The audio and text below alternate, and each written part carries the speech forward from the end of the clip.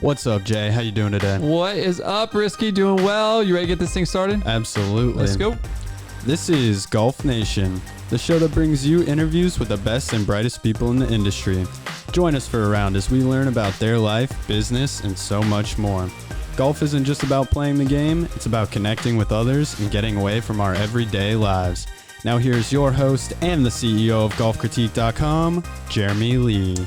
Oh, Golf Nation, what is happening? Man, we are back with episode 47 of the Golf Nation podcast, brought to you by GolfCritique.com, the best search engine in golf. And man, Risky, are we doing some crazy good things with GolfCritique.com, aren't we, buddy? Absolutely. Man, now we are working on getting the rest of the world onto the platform. I'm so excited about this because we will have more booking engines connected to our site than any other platform in the world, and no booking fees. No booking fees. That's right. We don't believe in booking fees. We believe in giving 100% of that money back to the golf courses. We are truly the best search engine in golf. So make sure you go check it out.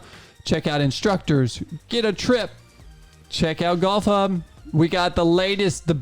We got what? The top 200 podcasts getting on the platform. We have probably top 100 podcasts on the platform right now, and we should have the rest of them on this week. So, man, we are growing, and if you love golf, we're such nice people here for plugging others' podcasts, honestly. I know. How nice is that? Yeah.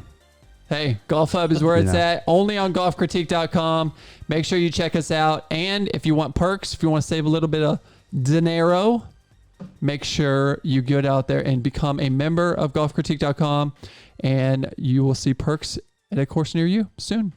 But instruction, you want to save on instruction. Whew. Oh, yeah. You can save some money on instruction. Definitely. Just $59.99 a year or $5.99 a month, and cancel anytime. We have a great show for you today. It is a very unique episode because today, Risky, we have two guests. That's correct. They are a father and son duo from St. Andrews, Scotland, who get to call the home of golf. Yes, that is right. St. Andrews as their home course. Wow. Ironically, they picked up the love for the game only after they moved there. Now golf fanatics, Iain Lowe Photography was created, and now they are passionate about showing you incredible golf photography. With 8 books under their belt, they are a must-get for any golf fan. Please help me welcome Iain and Chris Lowe to the show. Gentlemen, welcome to the podcast. Hey guys, how you doing? Hi, Jeremy. Thanks very much. Thank you. Absolutely. Well, it is great to talk to fellow golf fanatics. We love the game. We are in the home of American golf here in Pinehurst. Yeah. It's even great for myself too, because not only fellow golf fanatics, but fellow photographers as well. That's right, Risky. So, you love your photography. Yes, I do. That's my background in college. So I was stoked to just see that. I'm definitely going to have to get myself a copy of this book because it looks great, honestly. Absolutely.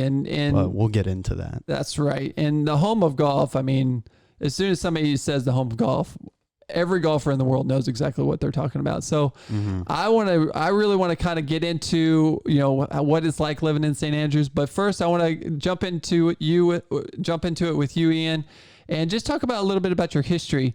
And so you were in the Royal Air Force as a photographer? Yeah, I served 23 years in the Royal Air Force as a photographer. I think the only thing that I didn't photograph was golf courses. Now, but, my final assignment was a base called RAF Lucas, which is just at the across the bay from St. Andrews, and we decided to settle there, and that's when we took up golf. And you say about photography and golf. I mean, we are equally hooked on both of them, especially living in St. Andrews like that at that time. That's amazing. And so, when you took photographs for the Royal Air Force, were you in planes? Were you aerial photography? All types of photography? Yeah, it varied. And when I started off, it was more to do with processing the films. Yeah, I'm talking black and white films going back into the very, very old days. Oh, yeah. No showing your age on this show. Some of them 10 inches by 8 inches. I mean, huge pieces of film. But then we moved more onto the digital age, and I flew on Nimrods and from helicopters. And my final assignment, as I said, RAF Lucas, was running the photographic unit there, which did everything. Ground photography, engineering, cover the whole gamut, really. Man, what an amazing experience that must have been. What got you into photography? Do you know what? I had no aspirations to be a photographer, but when I decided that I wanted to join the Royal Air Force, there was a big push to bring in a lot of photographers very, very quickly. This was 1970, 1971. And so when I went in to join up, you take a test to find out what aptitude you have for different skills. And I fell into the photography category, and that's where I went on. I had no idea that I was going to do a full career on it, but we had a great time, a lot of sport, a lot of fun and traveling, meet great people, pretty much the same as in the golf world. There's not a lot of difference between service life and the golf world that we work in. I mean, very generously spirited people, friendly, always offering to help you out, and with a good sense of humor, which is so important on a golf course. Absolutely. Yeah, we don't want to be like Rory this week and snapping clubs right in the middle of the round. Definitely not. And then need that humor to lighten up everything. Oh my goodness. And then he turned it on. So we'll get into that at the PGA as we talk PGA Tour a little bit later. But, it's amazing how life can kind of take you in different directions. You kind of never know what's going to happen. And when you started getting into photography and experiencing all these different things, Chris, when did you kind of start feeling a little bit of, man, I really like what Dad's doing. I really like what this is about and want to be in this family business? Yeah, well, it kind of started off with getting drafted in to do jobs unpaid, whether I wanted to or not. That was probably how it all began. And then just the creation aspect and seeing things getting, these beautiful pieces of art being made, or whether it was a book or something, and things like that. And after high school, when I went to university, I studied graphic communication, which is basically graphic design and publishing, which became really useful for the digital side as photography moved into all of that sort of stuff, using Photoshop and all those sorts of things. So we both sort of brought something to the table, Dad's expertise from the film side of photography initially, but there was a new age around the corner, so I kind of jumped in at the right time to help with that. No, I love that. And, it's not always easy working with family. I don't know if I could work with my sisters or my dad. I don't know. How's the family structure holding up? Well, we're way more chilled these days than we used to be. Probably a lot to do with me being a bit more chilled and stuff. I'm not in my 20s anymore. We've rounded into, we know how each other work. Yeah. But when you're out shooting a golf course, it is, because you tend to be working at dawn or dusk, when the sun is low in the sky, you get those beautiful colors. And doing some photography at near sunset, you're obviously on a clock because the sun's going down. So you're trying to get a lot of stuff done. You want to get as much good material as you can, and that time pressure can, it can create a little bit of friction. Yeah, for sure. We used to sort of stress about, or I certainly probably did more, stress about, getting everything on that one visit when we're there. Whereas now I think it's more about the quality of work rather than the quantity, and it's all a little bit more relaxed, and it's probably more enjoyable, I would say. Yeah, so I bet. And you get to see beautiful golf courses. I mean, that's not a bad little gig there you got. Oh, yeah. And it's funny, it's a bit of a running joke for us because, we've been to every great golf course in the United Kingdom and Ireland, and we haven't actually played nearly as many as we would like because we're always working. That was actually going to be one of my questions. I was going to ask if you have played all these amazing courses that you photograph, and I guess there's my answer right there. That's right. Not all of them, Stephen. Some, yeah. We've definitely played some great golf courses. Very lucky to. But sometimes work just gets in the way almost, and you've got to, you've got to do the work first. Yeah, the old cliche is you're not getting paid to play, you're getting paid to work, right? Yeah, you'd like to fit the time in, and there are a couple of courses that I wish I had got a chance to play, which I might yet. We did a lot of work for Glen Eagles around 2014, which was the year they hosted the Ryder Cup. Sure, yeah. So there was a lot of promo stuff going on for that back then, photography and video.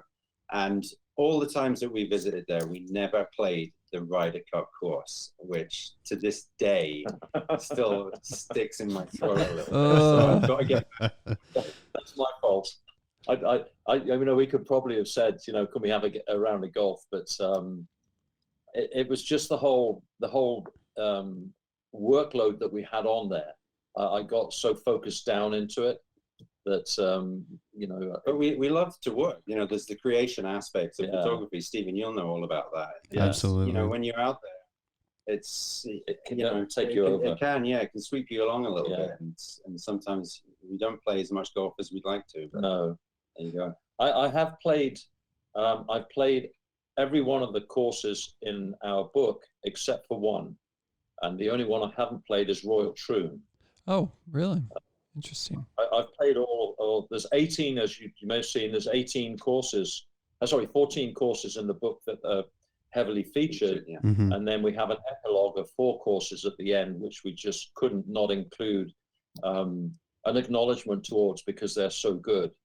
So I've been very fortunate to tick off 17 of the 18. You never know, I may get the 18th, but Royal Troon's a tough one to get on, though. That's a private club. It's very exclusive. Sure. Right. Yeah. You don't walk up and play at Troon, sadly. Yeah, and y'all take it pretty serious over there. I that whole controversy over the hoodie, and I don't know exactly where that was at, but boy, no hoodies allowed on the golf course. Terrell Hatton. Yeah. Well, it's okay. A little tradition never hurts anybody. Little respect for the game never hurt anybody, right, Risky? Oh, yeah, absolutely. I mean, especially in Scotland, you got to have like something that's true to the origins of golf still. Yeah. So. Although the boys that come to Pinehurst, they're just like, hey, I'll wear whatever. I don't care. Yeah, it's getting interesting down here. Yeah, it's amazing how the game has changed, though, how it's evolving. People are just a little bit more relaxed, which I think is good for the inclusion of golf. We broaden out our demographics in golf, which I think is really, really important. I don't think there's a single person that's in the golf industry that doesn't want to see the game grow. And I think that's probably one of the easiest ways to be like, okay, listen, everybody doesn't like a bunch of rules. Like, we got enough rules in the game. Let's just be relaxed. Let people be themselves. And play a little bit more. So, well, I think you're right. And as there's an almost a little struggle going on now to keep growing the game and to keep it growing. And you want to make that as easy as possible and as inclusive as possible. Yeah, you don't want to alienate. If you look at the history, I don't know whether you've had a chance to see the book with the illustrations in there. You look at the way the guys played in the old days with a jacket and tie and a cap on. Sure. And they would just pair of brogue shoes, heavy trousers, corduroy trousers. That's not the easiest material to play golf in. It doesn't help you swing. And yet, they played incredible golf. Bobby Jones was known for hitting 300-yard drives in his day. That's insane. With all that equipment, with or clothing, but the lack of modern equipment. So, it's going to move on, isn't it? Yeah, it is going to be amazing to see what happens. We've been talking last couple of weeks about the evolution of now this, the long drive mentality on the tour and how that's going to change the game. And, it's going to be interesting to see what happens in the next couple of years if we start to continue down that road of how the USGA is going to step in, how the RNA is going to step in and have some decisions to make, whether they want to shorten the driver, whether they want to bring back tradition. I don't know. I say we evolve, we have fun, tighten up the golf courses, make them, penalize them a little bit more if you get it off the fairway. I don't think I want to go to 8,000 yard golf courses. Well, it's funny you say that, Jeremy, because we talk about that in the book, the history, as there's always been that battle between, the technology and the tradition of the game. And whether that was the old the feathery golf balls or hickory golf clubs. It's something that's been going on a long time, and as humans, we don't tend to we push the boundaries, we evolve, we keep moving forward. That you don't really take a step back, and it's difficult with the technology these days. It's they're hitting the ball further, but you have to work with it. It's a tough one. I think they've got. I mean, just as you go back to the Haskell ball of the 20s when that came out, that brought within the space of a couple of years, every golfer was hitting the ball 20 to 50 to 60 yards longer than they ever had. That happened in the space of 2 or 3 years. And golf courses, and this is the one thing that we mentioned in the book, is that golf courses were redesigned then. They had the ground to do it, yes. And they were going from very small courses to much, much bigger courses. But, Carnoustie, as an example, Royal Troon is another example where both courses were extended to allow them to host the Open Championship. Mm-hmm. Now, with real estate around golf courses, there's not the amount of space. The old course has been lengthened a few times by having new tees put outside the boundaries of the old course, but to take it up to that extra yardage which is needed. Well, now, this year, especially from the US Open, another 20 to 30 yards has been added overnight to what we've had before. So the powers that be have got pretty much two choices. One is do nothing, just let the golf courses fend for themselves, let Mother Nature help them fend for themselves, or try and control the technology. And that was tried in the 30s, and it didn't work. They changed the size of the golf ball, and they went back to a sort of a mishmash between the original size and the new size that they wanted. So whether or not they have a different size or a different weighted golf ball, or they reduce the length of the driver, I think it's 48 inches on the tour is the length of a driver at the moment, although the tour average is about 45.5 inches. Right. I don't know. I'm glad I don't have to make those decisions. It's tough. It really is, because you're trying to, even where you guys live, you have so much tradition in the game, which I think, even in the home of golf is a lot of tradition. Once you get outside of these two areas, there's not as much tradition. I mean, obviously there's some really good golf courses that got a lot of tradition, but just the golf courses that were built in the 90s and the 2000s, like they're not thinking tradition. They're thinking, how do I make money? And so we got to kind of balance that out with how we move forward in the evolvement of or how the game evolves in the end. But when you guys did this book, was your goal really to not only bring back that tradition, to really give people a look into the tradition of your area and what that brings to golf?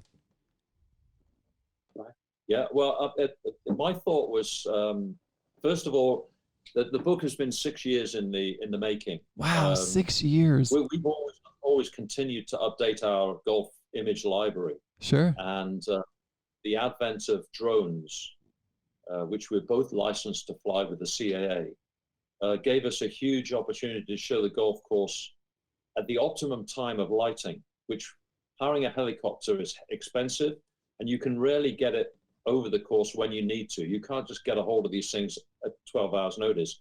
And we need that short notice in Scotland. I'm sure you may be aware that we do have inclement weather here sometimes. So just a little bit. you might book a helicopter for the next day and the weather's gone. Whereas with drones, we can go in literally at short notice. So we started updating 2014 when we first got qualified. And that's been an ongoing process. And we wanted to showcase the courses. That was our primary objective on this book, was to showcase the courses, for people to be able to see the strategy from the ground and from the air, using the shadows and seeing bunkers and that sort of thing. But then the one thing we've always talked about with the author is this battle between technology and tradition. So we thought it would be a nice balance to add in not black and white photographs, but hand-drawn illustrations, pen and ink, pencil illustrations that show the icons of the game that have actually done so much to push the game forward. Some of whom have not only been incredible golfers, but also golf course architects. So they've been, in a way, the driving force for demanding change of the golf courses, and then also being the instrument of that change. So the book came together in that respect. It was an ambition to bring the courses alive visually, but then also we've got to look at the tradition. You know, you've got to show off that there's nothing to be afraid about in advancement. You just have to try and manage it to the best of your ability, because we do not want to lose. The Pinehurst, the old courses, the Pebble Beach courses, we do not want to lose those from major golf. We need to keep them in. Mm-hmm. Oh, I agree. And you know, the big thing is on all of these golf courses is the amount of fun they give us, the ordinary golfer. You know, you go out with 4 of your best buddies on a nice day, a nice evening, you have a great round of golf. And that's really where the golf has got to have its foundations. And so that's what the book was all about. It was just bringing it alive to people. Yeah, and I love that because, I mean, that's a lot of golf is about community. It's about bringing together, you know, we talk about this too. If you want your kid to be great at golf, go find 3 other kids that love the game and he'll be great because he'll play every day and he'll just be out there. And I don't think people give golf enough credit of what it can actually do for a child or what it can do for a person. It's just fresh air, exercise, great values, teaches you a lot about failures and successes. I mean, we have such an amazing game that so many people have really not even experienced. And I'm not going to say the coronavirus is a good thing, but it has done amazing things for golf. It has gotten people to say, hey, I'm going to try this thing out. And I'm loving seeing on Instagram all these people that just came to the game this year because they didn't have anything else to do. And then they're like, oh my gosh, I'm not going to say this is not a sport anymore because this is hard. This is an extremely tough game. And I get to, how's it over there? Are you guys seeing a lot of new people come to golf this year?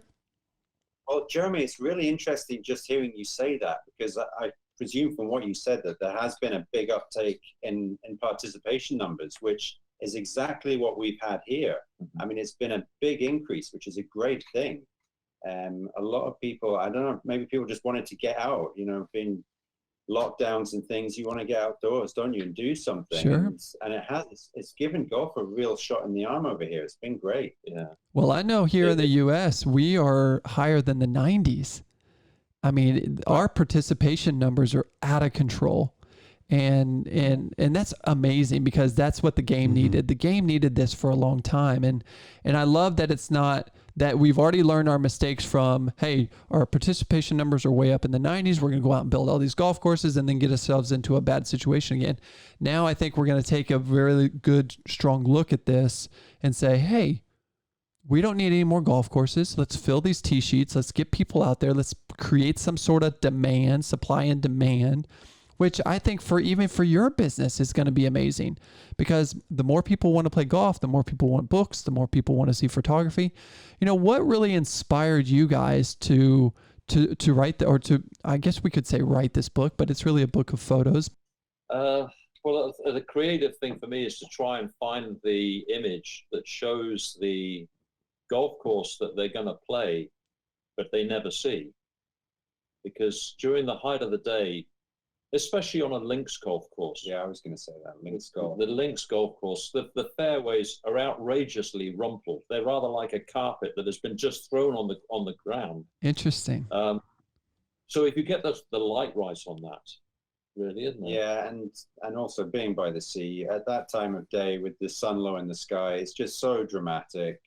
It's so beautiful. I mean, you sort of thank God that this is your line of work and you get to be out there at that time doing those things. And I even feel that way on dawn shoots, which, you know, it's difficult sometimes when you're getting out of bed at 4 a.m.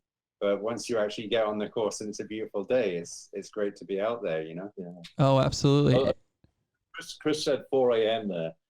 But we've done shoots where we've been going up to Inverness and north of Inverness. in June, and the sun rises at 4 o'clock, and we have a 3.5-hour drive to get to it. Oh my gosh. So, but you know, In that case, I tend to just do an all-nighter. I was, Yeah. Oh, that's Yeah, funny. definitely. I'd be up all night planning shots and everything. Chris, you'd be like, come on, Dad, we can just go out the night before, play a little golf, then we can make this a little weekend trip or something. Oh, If only. I know, exactly, right? Well, as we move into the book, first of all, give our listeners the name of the book and when it's going to be available for them to purchase. Okay, it's called Scotland, Home of Golf, and it's available now on Amazon. Perfect. You go to golf books and golf and just type in Scotland, Home of Golf. We actually have a promotion on at the minute. It's $45 normally. It's $39 at the minute. Nice. And if you're Amazon Prime, obviously you get free postage. We've got books being shipped over here as well, so we will eventually have them for sale in the UK. But we did a change of the way we wanted to do the book this time. We've printed books in Singapore, Hong Kong, China, but there's a change in the way the world is working, and in publishing especially, I think. So we felt that we've always used the same book designer, Savitsky Design up in Ann Arbor. We've used them for Mike for Many years. 16 years, something like wow. that. Mm-hmm. A great golf course, a great book designer. But we thought we would get it printed in America this time and sold in America rather than sold just in the UK. So it's a completely new venture for us, bringing it out in that way. But it's one that's working out. Yeah, I didn't even realize that. So that's really cool. I think that's an interesting way of doing it. I mean, we're golf crazy over here.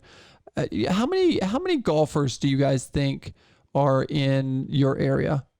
We have, they're talking, we got about 26 million golfers here in the United States. How popular are you guys over there in the UK and in Europe? Wow, that is a good question. That is Jeremy. a great question.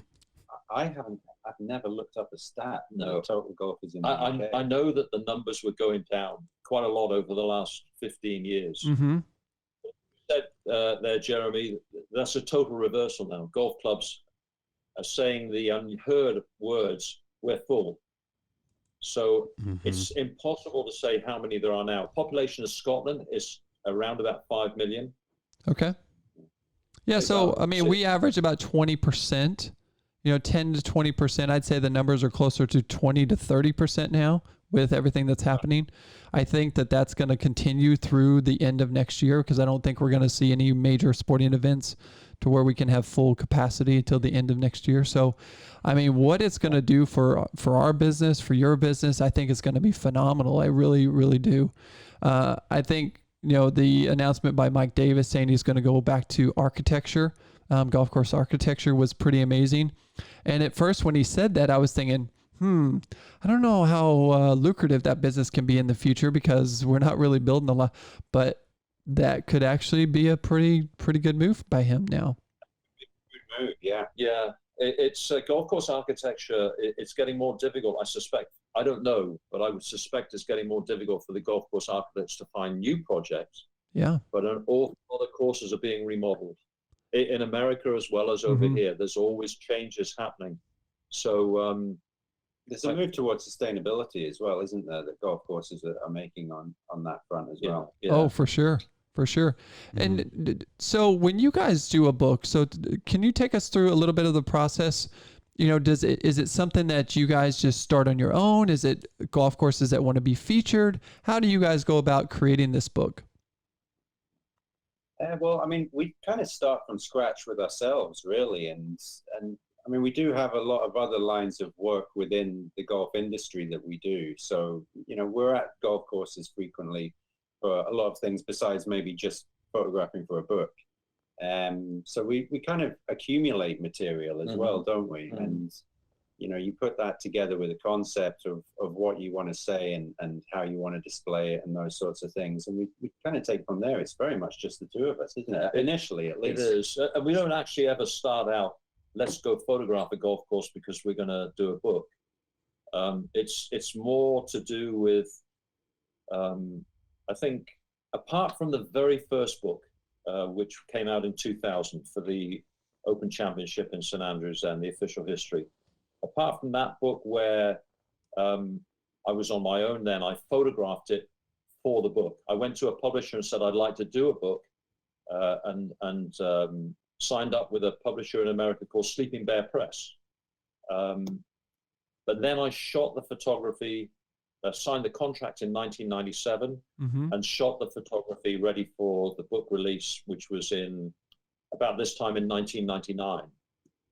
But since then, it's almost like an idea for a book grows from the quantity and variation of imagery that we've got, and it doesn't always have to be brightly lit. In fact, in some respects nowadays, we have to try and take, modern digital cameras that they throw out some pretty vibrant images. So we have to take them back a little bit to bring them back to a realistic status. And sorry, just to say, and for the weather as well, because we're not photographing Disney World in Florida here. It's Scotland, so there's going to be some weather in there, and some dramatic sort of grey skies sometimes, and some crashing waves coming in, that sort of thing. That's what you get when you come here. So well, and I think that's what people want to see too. I think definitely the American audience, we don't get that. I mean, maybe Pebble has some of that stuff, but I mean, they're pretty much. I know we definitely don't have. I mean, it's still sunny most of the time down there. True. Yeah, exactly. So I think that that's very unique and very interesting that the way that you guys did it, you're showcasing in America what we can see when we go to Scotland, which for me, I've never been there. I've got to work on that. I got to get to. You have got to change that. You've got to come over. I know. Yeah. Come on, Golf Critique. Let's get this thing going. Let's go play St Andrews. Well, that is the one thing. Go ahead. I was going to say, make it a work trip. Oh, well, that's exactly what I was about to say. So with us adding the rest of the golf courses onto the platform, you will now be able to go to golfcritique.com and find every course in Scotland, and every course in Ireland and every course in Europe and Spain. I mean, Asia. I mean, it's just so really, really exciting about what we're trying to do for the game itself with golfcritique.com. But, Risky, I think your photography, you could learn some lessons.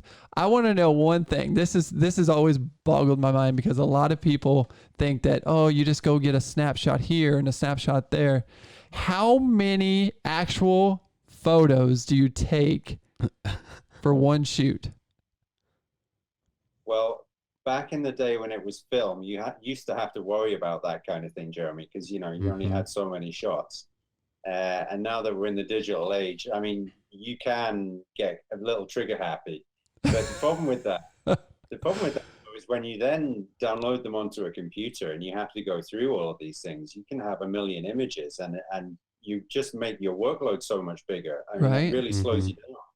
So you do still have to kind of have a little bit of discipline there and know when you've got the shot and what you have.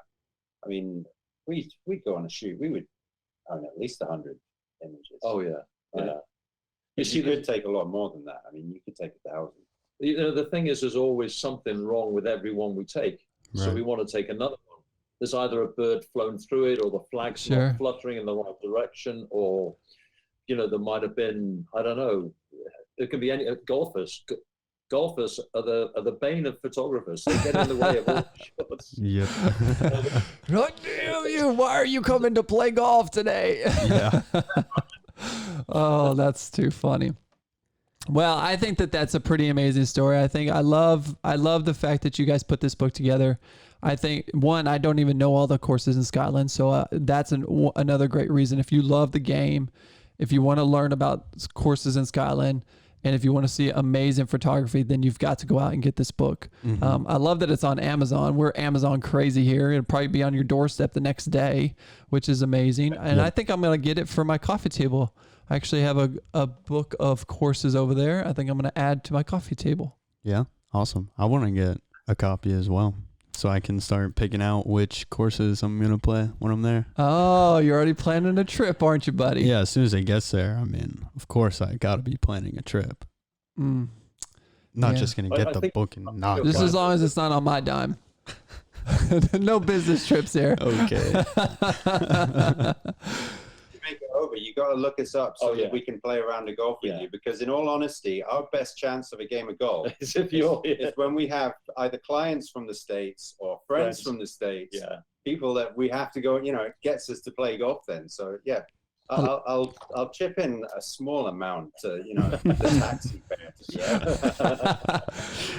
Yeah, sounds great. I'll definitely let you know when I'm over there. And then we'll definitely have to have a couple pints after. Oh, more than a couple. I know. Risky loves his pints. I'm actually interested in the drone photography, though. I've never been able to fly a drone. You're gonna drive a drone there?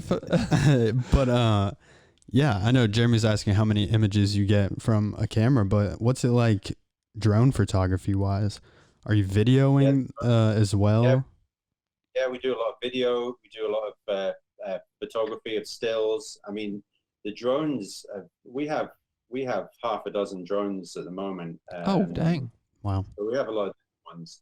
And they've made such a difference to us because, as you mentioned earlier about when we were hiring a helicopter and stuff, and it was a much more expensive and difficult process. Also slightly more dangerous, because what we used to do was when we were hiring a helicopter, you can't just, take a picture through the glass, right? You can't take a picture through the window. So we would take the doors off the side of the helicopter and kind of hang out the side while you're 500 feet in the air taking photographs, which that sounds was okay. Awesome.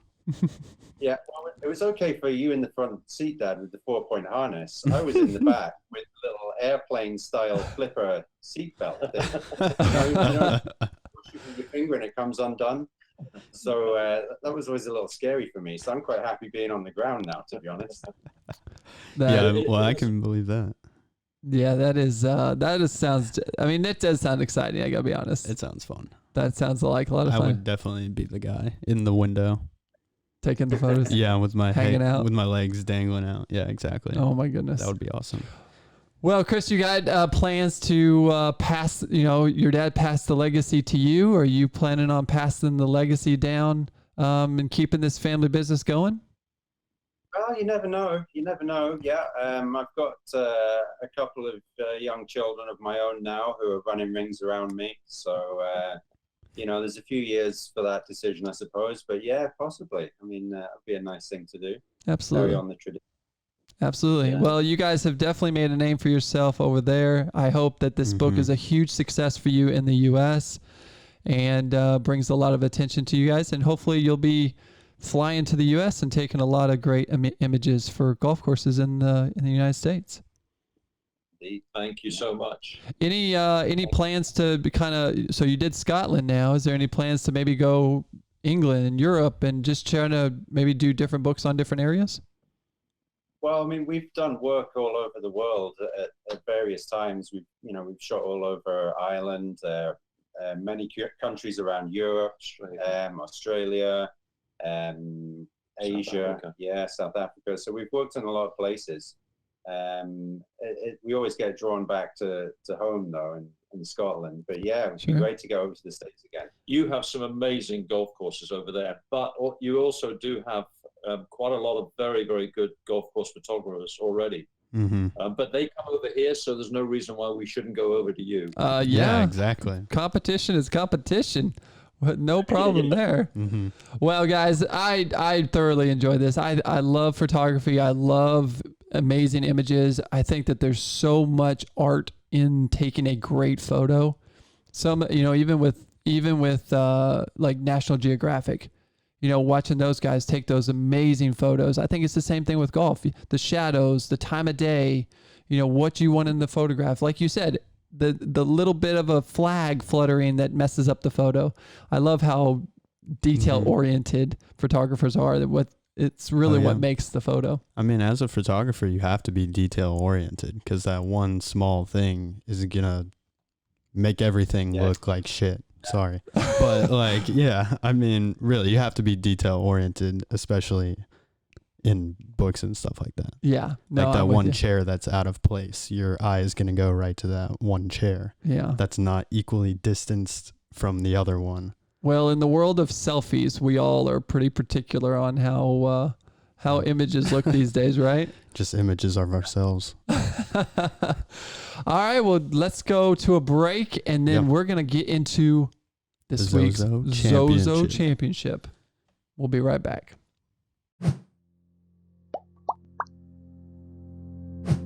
Meet Matt, an avid golfer who just got a receipt from a golf course and is ready to experience the unique benefits of golfcritique.com. He pulls out his receipt, scans the code, visits the course page to review, creates an account, enters information, and is deciding on membership of his choice. You can join golfcritique.com as a free member to book on partner courses, lessons with incredible instructors, and your next buddies trip at great resorts around the world without any booking fees. Upgrade to a premium membership and receive access to all perks worldwide from our esteemed partners. Review a partner and get $5 off your next visit. Not only that, enjoy member experiences with brand ambassadors, exclusive tournament offers, special incentives from our title sponsors, and awesome giveaways. GolfCritique.com gives more back to the golfer and to the partner than any other platform in golf, making sure you have the best experience every visit. Check out our blogs, videos, and podcasts on Golf Hub. All golf, all the time. So what are you waiting for? Matt has already chosen the premium membership, and now you can do the same by creating a golfer account at GolfCritique.com today. GolfCritique.com, the best search engine in golf. All right, everybody, welcome back. As you got to see, golfcritique.com, our main sponsor for the show and the best booking engine in golf. Over 5,500 courses in the U.S. right now and Canada, well, basically North America, that you can book on for free, no booking engine. 100% of the revenue goes back to the golf courses. Make sure you're supporting your golf courses. There's a lot of great deals out there, we understand. But when you buy deals from somebody else, that golf course not getting no money. If they are getting money, it's going to be very small. Yeah. So let's make sure we're supporting our golf courses. Make sure we're getting out there. Zozo Championship. Zozo Championship. Patrick Cantley. Wow. How about that Sunday round? 65. Yeah, that was great. He had 265s. I mean, but... Oh, we did have 260. I didn't even realize he Yeah. had a 65 in the second round. Mm-hmm. Just incredible. I'm a little disappointed in my boy JT. I don't know. He is like the 54-hole leader that can't close the deal. He's driving me nuts. I'm a Kentucky boy. JT's from Kentucky. But congratulations to Cantley. He hell of a player. He's from California. Yep. Top 10. Say that again. Did that move Cantley into the top 10 now in the world rankings?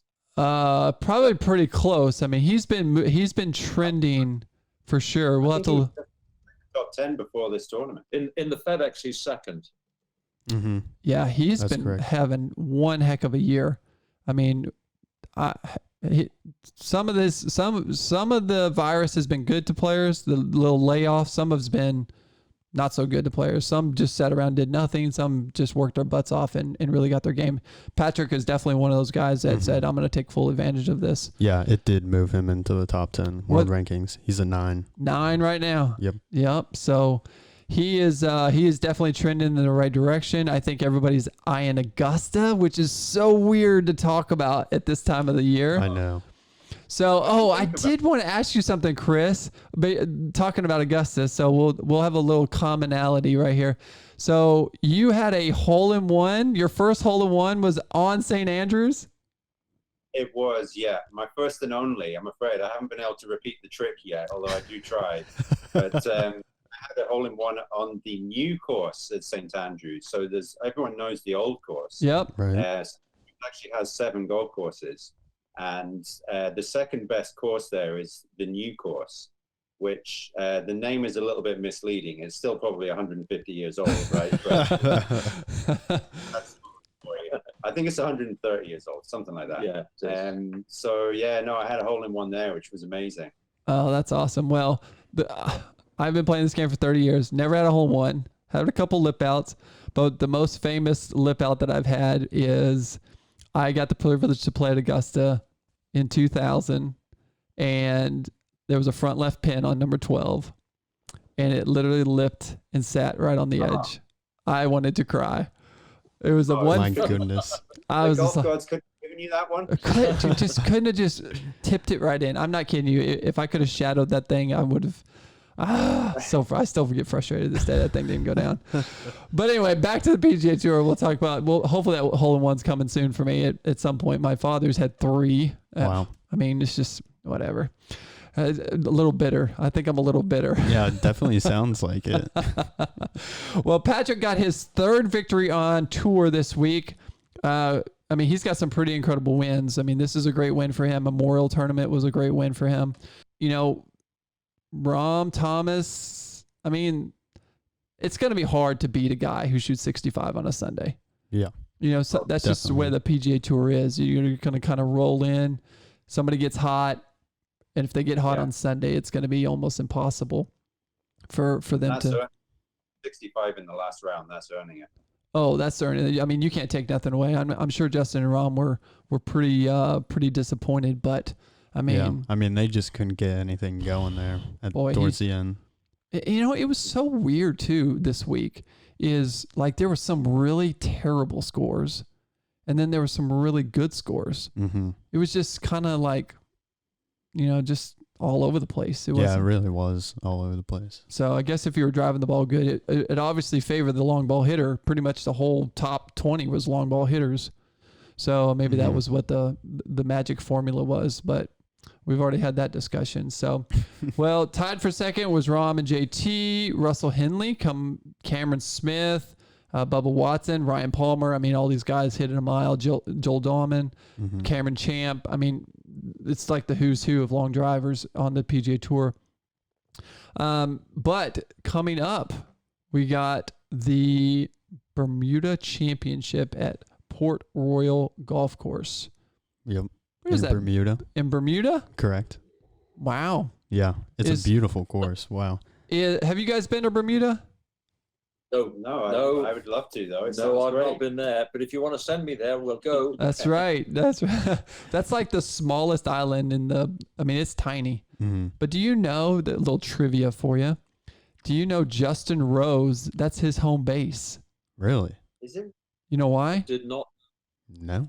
They have no tax. Interesting. Oh, you smart guy, Justin. They have no tax. Zero tax. Justin Rose. He is a smart cat. Yeah. So he makes 100% of everything he makes. Wow. Because he has his residence in Bermuda. Pretty slick. Might be moving here shortly, Jeremy. I know, right? That'll be my main residence 8 months out of there. Mm-hmm. Exactly. But he seems to love it there. I think that's where he's based, and he's always taken his image. How could you not love it there? You're on an island. I don't know. I don't know. I mean, you're limited. I mean, yeah, it sounds like a glorious life, but unless you just like to sip Mai Tais and hang around the beach. Heck yeah. That's exactly what I'd like to be doing. How about you guys who are in rainy weather 24/7? It sounds pretty good to you guys too, right? I'll take that. Yeah. How many days of sunshine do you guys have? Like every time I see pictures of Scotland, it's like gloomy all the time. Well, the west coast of Scotland does actually get more rain than the east coast. Yeah. There's quite a difference there. I mean, some points, the west coast, they can have, 280 days of rain? Yeah. Nearly 300 days of rain a year. I mean, I couldn't handle that, even, in Scotland. We get rain on the east coast, but not that bad. It's actually the St Andrews Peninsula. It's a little sort of clump out with the the Tay Estuary to the north and the Forth to the south. That's one of the driest places in the United Kingdom. You wouldn't think that of Scotland, Right. But it is. Today it's cold, but it's a lovely sunny day. Yeah. But the West Coast picks up most of the weather that's coming in off the Atlantic. Yeah, that makes sense. Yeah, that's kind of like, basically that's what happens, except it's on the Pacific with like Portland, Yeah. Seattle, British Columbia. It's all that microclimate right there. That's just, Definitely. inside the mountain ranges on the that kind of break up the desert part of the states and the coastal side of the states. So probably basically the same thing as there. So now this week we got, really short. This is going to be an interesting week because we have been seeing 72, 74, 7,500 yard golf courses this week. And today we're down to 6,800. 6,800. That's going to be like a chip and putt for these guys. Yeah, par 71, 6,800 yards. Yeah, we're definitely going to have to go with shot makers this week. The long ball is not going to make a difference this week. No, I agree. And I mean, if you're thinking of the golf course as well, it's an island. I'm sure the wind is going to have a huge factor as well. So for sure. No long ball is going to be able to withstand the wind on the coast right there. Yeah, so who is in the field this week? Zalatoris is back in the field. Malnati, man, that kid he got hot. I mean, we didn't hear his name before this year, and now he's really at the top all the time now. Danny Willett is coming over. Stuart Singh, Padraig Harrington. Max is going to be Pat Perez. Oh, is Rose literally not playing? I wonder if Rose is playing. He's got to be playing. I did not see his name in the field notes. Really? Yes. That would be a bit of a diss, wouldn't it? He probably lives 20 yards from the golf course. Oh my goodness. Yes, I would think that he would live. That's interesting. These guys have, I will say though, these guys have such strict schedules that in order to get their schedule to work out, sometimes they have to make that sacrifice. So, but do you think maybe they'll hold off? Some of the big players will hold off from a tournament like this to concentrate on going into the Houston and then the Masters.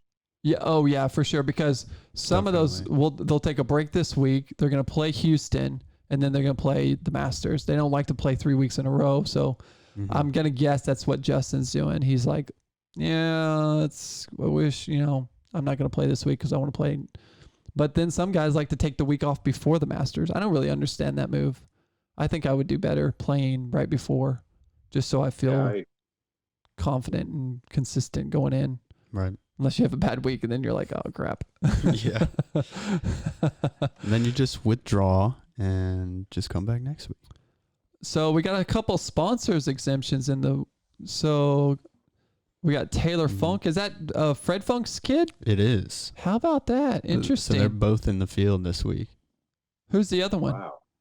What do you mean? Taylor Funk and Fred Funk. Oh, you're saying Fred is in the field this week. Yeah.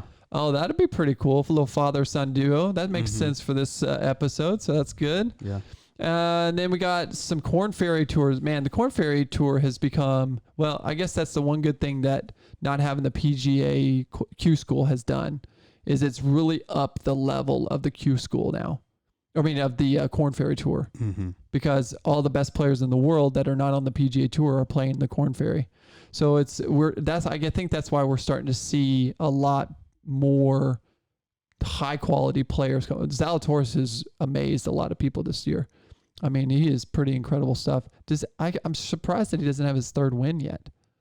So, yeah, it is kind of shocking. He did place top 10 in the last three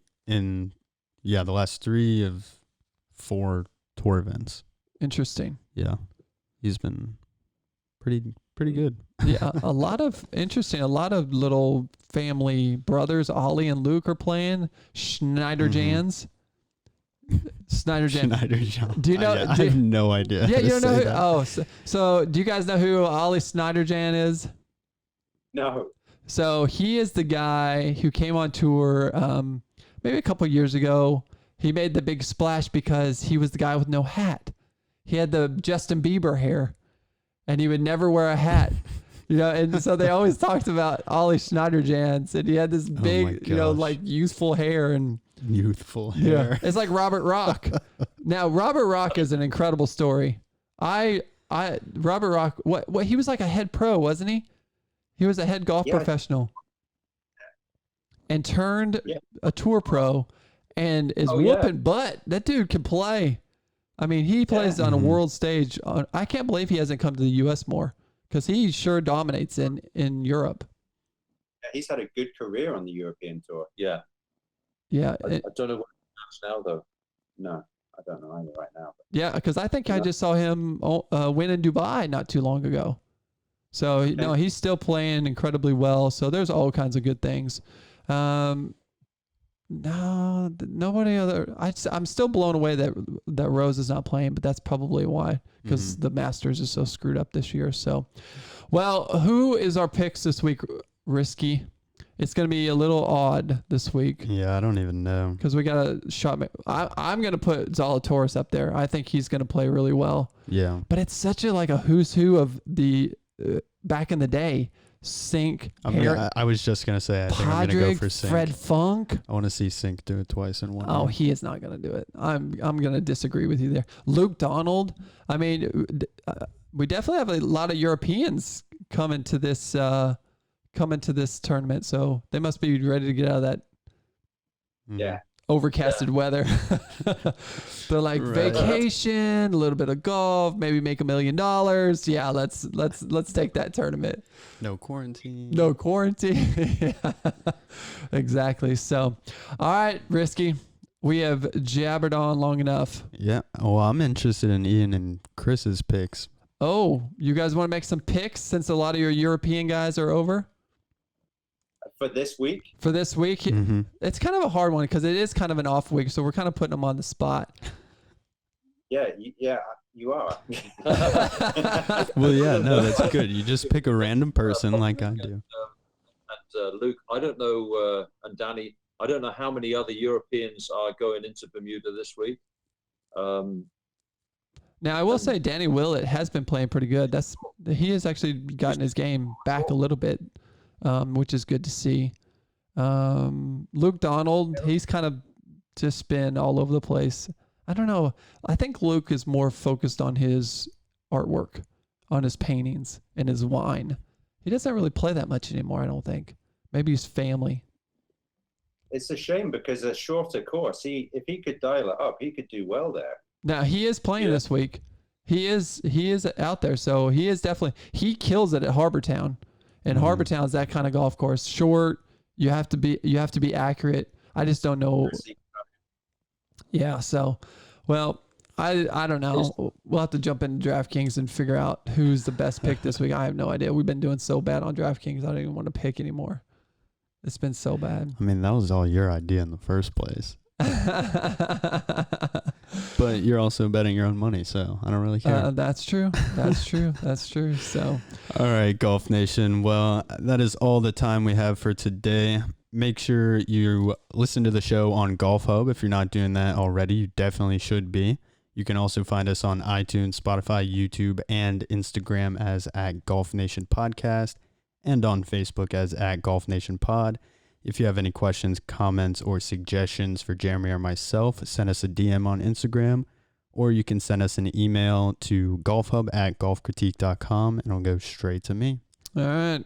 Chris and Iain from Iain Lowe Photography has a new book, or not so new. I don't know how new. When was it published, by the way? It's new. It's been out about a month. Okay, yeah, I thought it was pretty new. Yeah. So Scotland, home of golf, and pretty amazing golf. We got 14 courses in there, correct? And 4 kind of extras, bonus material. Yeah. And we'll give them one more time. I want to make sure that I give them all the information of how they can get it, how they can get in contact with you. Maybe we have some golf courses. We have a lot of golf courses that listen to the show. If they want to get photographs with you, give them all your good information of how they can get in touch with you guys. Well, the book is called Scotland, Home of Golf, and it's available through Amazon. Price $39 at the moment, so on a promotion. But if people need to get in touch with us, we have a digital site which we started many years ago. which is Scottish Golf Library. And you can get in touch with us through that. We've discussed the book on that as well. So you can either get in touch with us through scottishgolflibrary.com, or the book Scotland Home of Golf is available on amazon.com. Okay. That is great. Well, thanks everybody for tuning in. Man, another great episode, Risky. Yeah, we're about to go buy 2 copies right now, right? Absolutely. I want one for my coffee table. I want to see this thing and see all these beautiful images. I'm so excited to see that. So we will be back next week with another great episode of the Golf Nation podcast. But until then, learn as much as you can, live your life to the fullest, play golf forever. For Risky, for Chris and Ian, I'm Jeremy Lee. This is the Golf Nation podcast. We'll see you on the tee.